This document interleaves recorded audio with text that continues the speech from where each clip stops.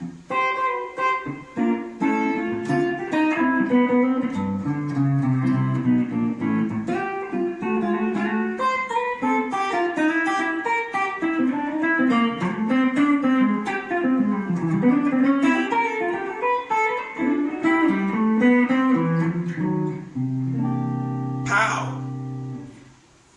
to the next installment of the beginner guitar lesson series. I believe this is number 5. If not, I'll correct it in the title. Quick recap, I believe we've done the C scale and the G scale, I think we've done the caged chords, C, A, G, E, D major. Then we did E, A, and D minor. That's E minor, A minor, D minor. And we did a chord progression or two. I want to explain where we're going with this so everybody understands the sort of the roadmap, the way I see things happening. And this is the way I learned for the most part. I learned to read, which I recommend. I'm not going to do that here. You know, even being a full-time musician, I almost never read. I read a lot on the cruise ship gig. You don't read much, but that's something I recommend doing just so you can do it. You can, grab a friggin' violin book or whatever, or guitar book for that matter. But here's the deal. Most of what guitar players play is chords. Even if you want to be some Eddie Van Halen lead guy, you're still going to be playing chords and rhythm stuff most of the time. And of that rhythm stuff, you've got your strummy stuff, which is what we're getting into,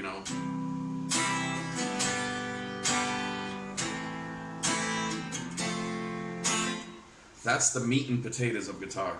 There are actually people who have been playing guitar for decades who can't do anything beyond that.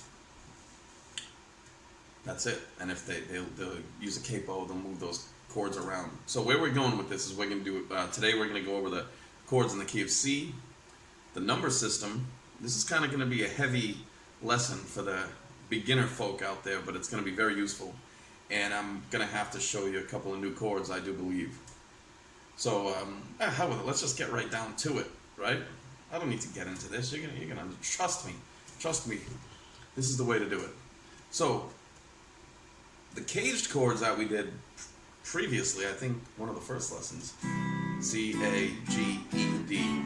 Those are just shapes. Those are very useful shapes that you're gonna use a lot, but they're unrelated. They sound like crap together in C. You heard that.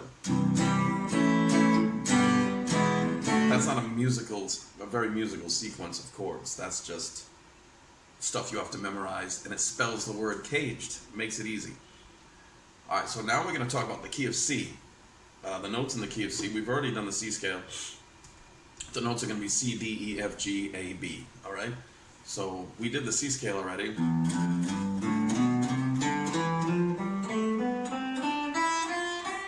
We started on the low E. F, G, A, B, C, D, E, F, G, A, B, C, D, E, F, and G. Alright, now if we start on C and play to C, you're going to get that happy little do, re, mi, fa, sol, la, ti, do thing. So what I'm doing is I'm starting on the 5th string, 3rd fret, and just playing in sequence. C, open 4th string, that was D. E on the 2nd fret, a 4th string, F, 3rd fret, then the open G string, A, B, C.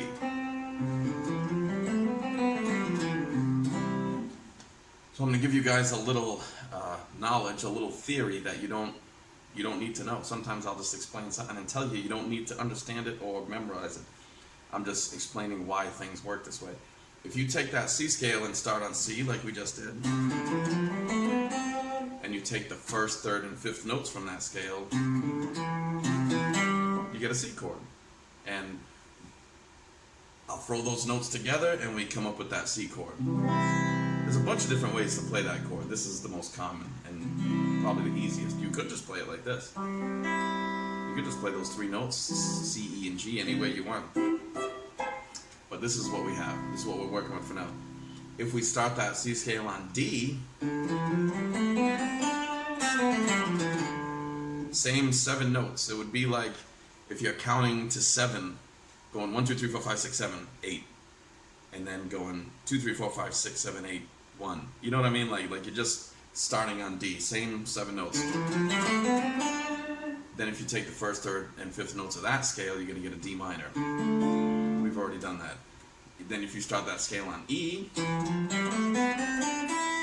and take the first, third, and fifth notes from that bunch of notes in that sequence, you're going to get E, G, B, which is going to be your E minor. We've already done it. Here's where it gets tricky. If you do F, and once again, guys, you don't have to do this thing that I'm doing with the scale. I just want to explain where the chords come from, so if you encounter this stuff later on in life, you might remember back to this. But F is going to be a new chord. We're going to, it's tricky. This is going to be like a new thing for you. Ooh, that sun's on my face feels good. Sorry if it messes up the video. So F, we're going to end up with F, A, C. Now you could play the F chord like this, just 4th string, 3rd fret, 3rd string, 2nd fret, and 2nd string, 1st fret. That's your F chord. We're going to add an optional note on the 1st string. This is where it gets hard. You're going to get 2 notes with this finger.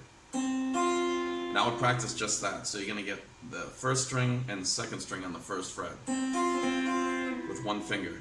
Now the trick with this chord, the thing that makes it hard, when you want to add those other 2 fingers, you know, you got the F, the A, the C, and then that F, right? When you want to add these 2 on the bottom, you got to keep these 2 fingers arched, like this, while this finger's kind of flat to get those 2 top strings. So you don't want to do this. You don't want them all to be arched, because you won't get that 1st string, unless you got big fingers. And I've seen it, but it's uncommon. So you want to kind of get that finger as flat as possible while arching these 2. That's your F chord. The beauty of this chord, first of all, it's just like your open E chord, sort of. But the beauty of this chord is there's no open strings. So it's movable. You can move it anywhere. And it's very useful, so it's worth the work. If it's killing you, you could just do these 3 notes, like I said. That'll get you through what we're doing for now, all right? So we did the C scale. We started on C. We got C major. Then we started the C scale on D. 1, 3, 5. We got D minor. Then we got E minor. Then we got this F chord. You could do the 3-note version. Remember, nothing on the 6th string, nothing on the 5th string. Just those 3. And if you want to get that extra note on top. Next is the G chord, which you already know. Next would be A minor. And the next chord would be a really weird chord, which I'm going to tell you, don't do it. I'm going to show it to you. You're almost never going to play it. It's going to be a B diminished. If we start the C scale on B, and we take the 1st, 3rd, and 5th, we end up with B, D, and F. And we could just play that up here. You could play the B here on the 3rd string, 4th fret, the D on the 2nd string, 3rd fret, and the F on the 1st string, 1st fret. And that's it. Like I said, you're not going to play this chord. Almost never. When you encounter a diminished chord later, you'll probably be playing it different, and we will get into that later. Alright, but that's it. I'm just trying to be thorough, so there's no questions. So all 7 chords, if you take that C scale, and if you were on the piano, you'd see it. You would literally just go like this. Ding, ding, ding, ding, ding, ding, ding, ding. Skipping a key. Every note, you would just play every other note with 3 fingers, and you would get all these chords. So we start on C. We got the 1 chord, and this is where the number system comes in. So in the key of C, the 1 chord, sounds weird. They don't say the 1st chord, they say the 1. So the 1 is C, C major. The 2 is D minor. 3 is E minor. 4 is F. 5 is G. 6 is A minor. 7 is B diminished. Don't play it. Don't learn it. Skip it. Now, why do we use a number system? Why don't we just say C, G, A minor, whatever? We do. But what happens is hey, garbage guys are here. There are a handful, actually there's quite a few very common chord progressions. And there's 12 keys. So, let's say I'm playing Beatles' Let It Be.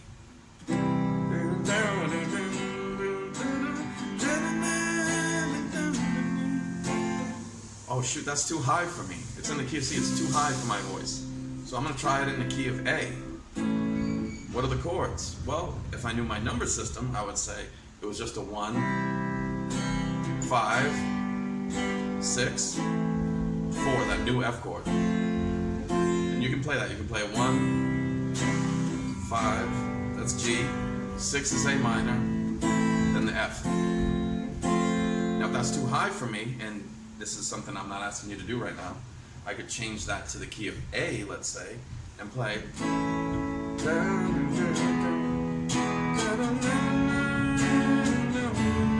That's comfortable if I wanted to sing that. So I would say, oh, it's just a 1, 5, 6, 4 in the key of A. And let's say I was playing with a singer with a really high voice, and that was too low. We could say, let's try it in D. And people who don't know their chords or the number system are like, what? And you would say, oh, it's still a 1, 5, 6, 4, just in the key of D. And they would be confused, and it wouldn't look good. If you're a professional musician and you don't know a 1, 5, 6, 4 in the key of D.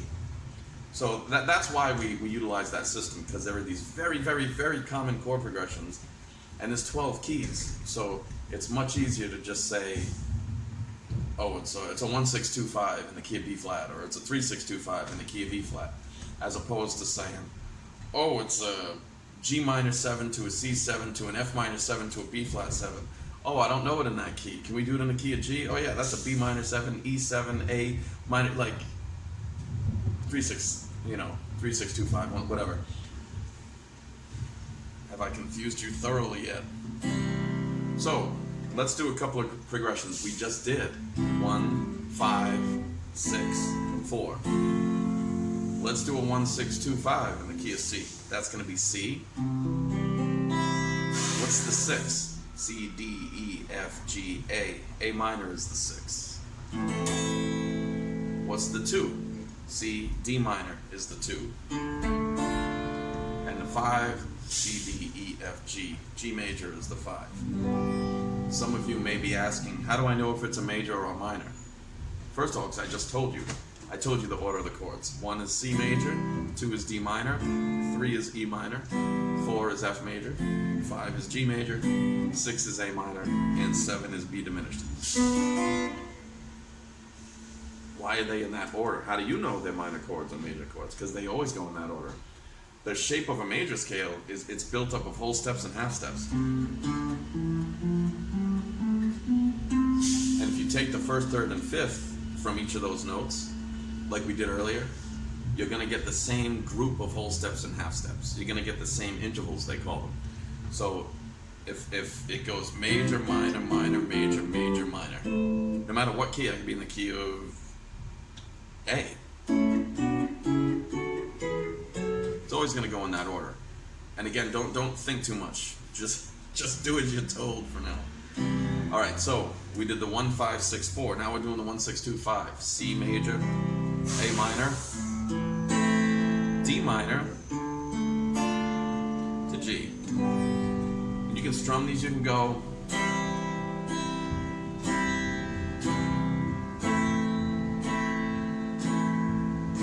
D minor is the 2, and G is the 5. And you could do 1, 6, 4, 5 as well, which is really nice. That's the C, A minor, F. Now remember, you can do this F, or this F, to the G.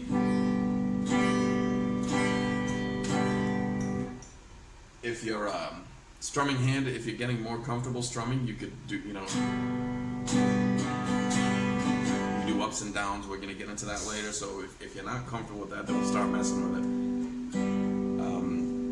And you can come up with your own progressions. I would write these chords down in this order. Again, C major, D minor, E minor, F major, G major, A minor. B diminished for just to be the complete sequence, but don't do it. Leave it out. And write those chords. And in music, they generally use Roman numerals. I just stopped like this past year. If I'm teaching, just use regular numbers. Who the hell wants to be writing V's for 5s? And it's antiquated in my opinion.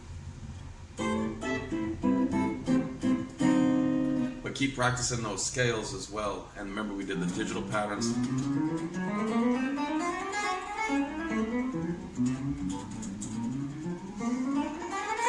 You want to keep doing that. You want to get dexterity and facility. And one other thing I want to address is strumming. There's chords that are 6 strings, like the G, E minor, but there's not that many of them. Like the C is only 5 strings. The D minor is only 4 strings. The F, if you want to play the simple version, is only 3 strings. So how do you strum that? Well, it's hard.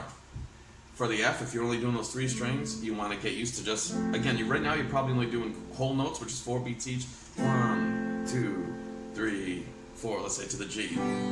2, 3, 4. So you're doing it slow enough where you can just try to pick those 3 notes, or 4 notes. Later on, when you get into strumming that stuff, we're going to get into muting techniques, where you're going to mute strings with this finger or this hand. There's a lot of stuff that's going to be going on for that. And you're getting into funk stuff. There's muting techniques that you're going to use, that you're going to develop over time. You don't have them right now. And you're going to drive yourself crazy if you're trying to strum that chord. Just those 3 strings, you're going to go nuts. So for now, you're taking it slow. Whole notes, which are 4 beats each chord. Let's do the 1, 6, 4, 5. So 1, 2, 3, 4 to the 6, which is A minor. 2, 3, 4 to the 4, which is F major. 2, 3, 4, then to the G. You do half notes, which is 2 beats each. 1, 2, 1, 2, 1, 2, 1. And right now, the most important thing is switching those chords in time.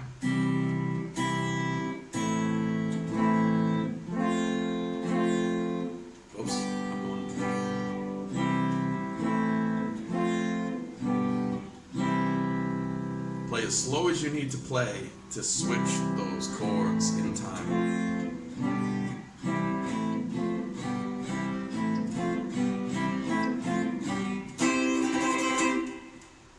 That's it.